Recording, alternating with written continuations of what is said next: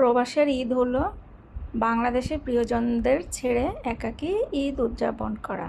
আসসালামু আলাইকুম, কেমন আছেন সবাই? কালার্স অফ ওমান, ওমানের রং থেকে সবাইকে স্বাগত। আমরা আজকে চলে এসেছি একটা রিসোর্টে। এটা হলো আমাদের অফিসের প্রোগ্রাম।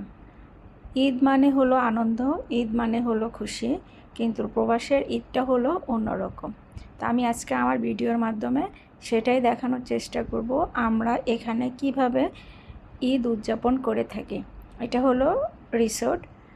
ভিতরে আসলাম। রিসোর্টটা অনেক বেশি সুন্দর।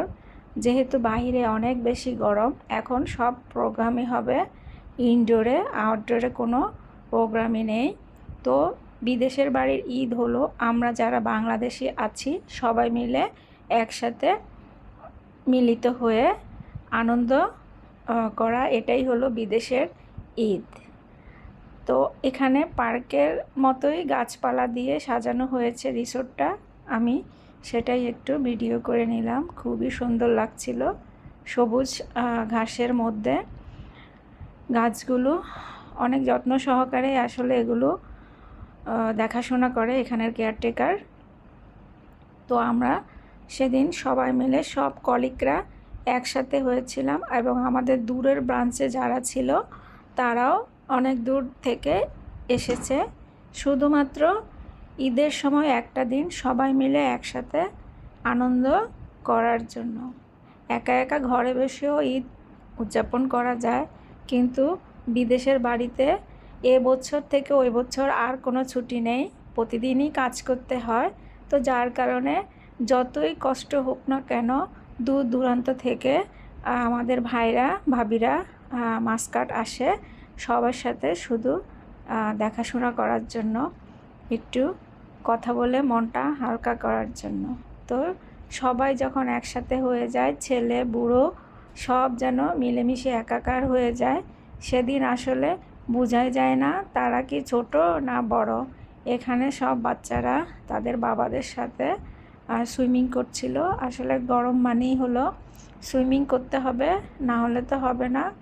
আর বাচ্চারা তো পানি দেখলে তাদের আর কিছুই লাগে না, তারা হলো সব সময় পানির মধ্যে নামতে হবে, সুইমিং করতে হবে। তো সবাই মিলে একসাথে এখানে সুইমিং করছে। আর যে ভাবিরা সুইমিং পারে তারা ইনডোরে তাদের জন্য সুইমিংয়ের ব্যবস্থা আছে। তো গরমের মধ্যে এখানে এত বেশি শান্তি পায় তারা, তাদের ইচ্ছে করে পানি থেকে উঠতেই না, কিন্তু তারপরও অনেকক্ষণ সুইমিং করার পরেও তারা যখন একটু ক্লান্ত হয়ে পড়ল তখন উঠল। সেদিন অবশ্য মায়েরাও কিছু বলেনি, স্বাধীনতা। তো এখানে সুইমিং করা শেষ, সবাই খাবারের অপেক্ষায় আছে। বড়রা রেস্ট করছে, ছোটরা খেলাধুলা করছে। তো খাওয়া দাওয়ার আসলে ভিডিওটা করা হয়নি, অনেক বেশি গরমে অস্থির লাগছিল, যার কারণে খাবার দাবারের আর ভিডিও করিনি। তবে খাবারের মেনুতে অনেক মজার মজার আইটেম ছিল। প্রোগ্রাম মানেই হলো খাওয়া আর খাওয়া, কিছুক্ষণ পরে পরে খাওয়ার দাওয়ার, এটাই হলো বিদেশের বাড়ির ঈদ। তো ছোট্ট বেবিরাও আসলে অনেক বেশি গরম ছিল, তাদেরও একটু একটু অশান্তি লাগতেছিল, কিন্তু তারপরেও তারা অনেক বেশি খুশি।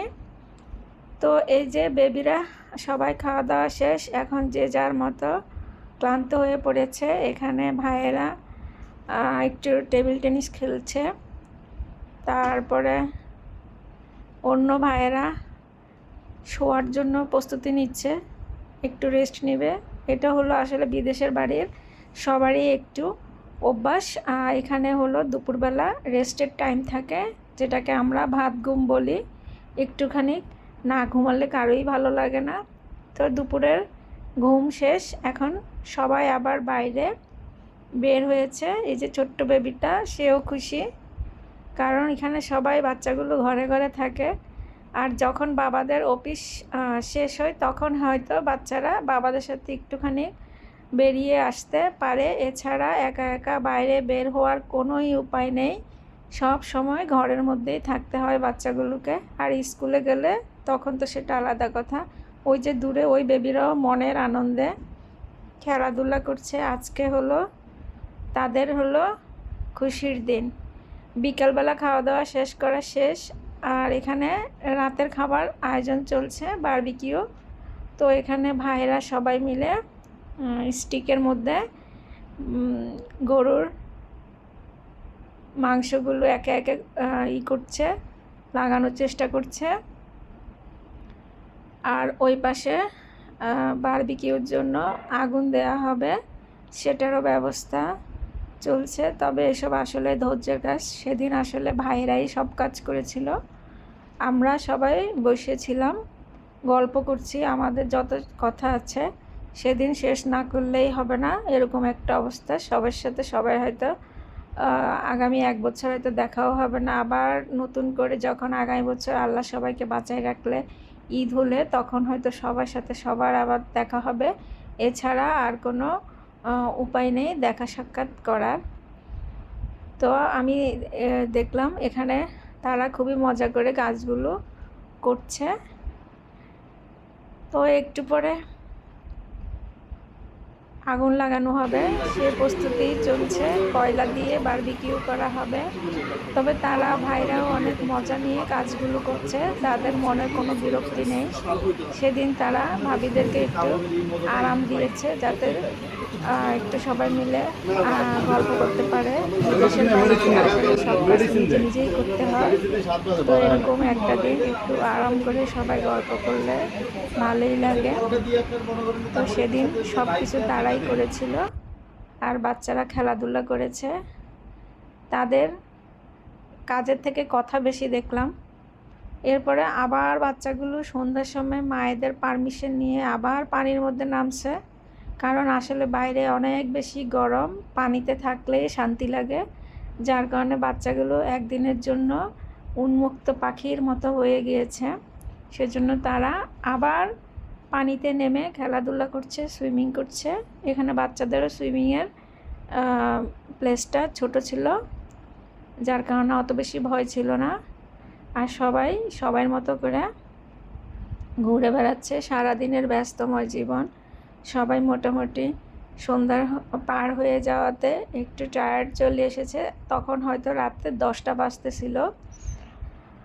তো এই যে ওদিকে খাওয়া দাওয়া হচ্ছে, একটার পর একটা খাবার আসতেছে। আর এখানে হলো আগুন লাগানো হয়েছে। আমাদের আলতাফ ভাই উনি ছাড়াই প্রোগ্রাম সম্পন্ন করা আসলে অসম্ভব। উনি অনেক সুন্দর করে ম্যানেজ করে, সব কিছু মিলিয়ে আয়োজনগুলো উনি অনেক সুন্দর করে। আল্লাহ ওনাকে সুস্থ রাখুক, ভালো রাখুক, এই দোয়াই করি। আসলে অনুষ্ঠান একটা সম্পন্ন করা চারটিখানি কথা নয়, অনেক বেশি কঠিন। সবার খাওয়ার নির্দিষ্ট টাইমে দেওয়া, সেগুলো রেডি করা খুবই কঠিন কাজ। তবে আলতাফ ভাইকেও আবার অন্যান্য কলিগ ভাইরাও হেল্প করেছে, না করলে তো আসলে ওনার একা হাতে অসম্ভব হয়ে যায়। তো যার কারণে মানে মোটামুটি কলিগ ভাই যারা ছিল সবাই আসলে সবাইকে সহযোগিতা না করলে এত সুন্দর প্রোগ্রাম আয়োজন করা সম্ভব হয় না। সবাই আসলে সুন্দর করে প্রোগ্রামটা শেষ করার চেষ্টা করে, কারণ বিদেশের বাড়িতে এই একটুখানি ছুটি পেলে সেটা কিভাবে সুন্দর করে উদযাপন করা যায় সবাই সেই চিন্তাই করে। কারণ ব্যস্ততার মাঝে সবাই যার যার কাজ নিয়ে ব্যস্ত, একসাথে গল্প করার এত সময় নেই। বিদেশের বাড়িতে সবার আগে হলো কাজ, তারপরে অন্য কিছু। আর এই যে এই বাচ্চাগুলো, তারা আজকে দিনে পুরোপুরি পাখির মতো হয়ে গিয়েছে। পাখিদের যেরকম কোনো আকাশে ছেড়ে দিলে যেরকম কোনো বাধা থাকে না, তাদের অবস্থাও আজকে ঠিক। আর আকাশে চাঁদও অনেক সুন্দর লাগছিল। চারদিকে সব কিছু মিলিয়ে সুন্দর একটা সময় আমরা কাটিয়েছি। বারবিকিউ মোটামুটি শেষের দিকে, সবাই খাওয়া দাওয়া শুরু করেছে। মোটামুটি সবারই বাচ্চারাও শুরু করেছে। এখানে বিফ বারবিকিউ ছিল, আর চিকেন বারবিকিউ ছিল, পরোটা ছিল, আবার ডালও ছিল। ওই পাশে ভাবিরা সবাই মিলে একসাথে খাওয়া দাওয়া করছে। আসলে কি বলবো, বিদেশের বাড়ির ঈদ হলো এরকম, যখন সবাই মিলে একসাথে হই তখন কিছুক্ষণের জন্য বাংলাদেশের কথা ভুলে যাই, কিন্তু প্রোগ্রাম শেষ করে যখন আবার বাসায় আসি তখন আবার সবার জন্য খারাপ লাগে, মায়া লাগে, মনে হয় যে কত সুন্দর দেশেই ছিলাম। এখন আবার যে যার মতো যার যার গন্তব্যে চলে যাবে, আবার নতুন করে কাজের শুরু হবে। এটাই হলো বিদেশের বাড়ির ঈদ। সবাই ভালো থাকবেন, সুস্থ থাকবেন, কালার্স অফ ওমান, ওমানের রঙের সাথেই থাকবেন। যারা যারা আমার চ্যানেলটিতে নতুন, আমার চ্যানেলটি সাবস্ক্রাইব করবেন। ভুল ত্রুটি হয়ে থাকলে ক্ষমা সুন্দর দৃষ্টিতে দেখবেন। সবার জীবনে আবার বারে বারে ফিরে আসুক ঈদের মতো আনন্দ খুশি, এই কামনায় আজকের মতো ব্লগটি এখানেই শেষ করলাম। আল্লাহ হাফেজ।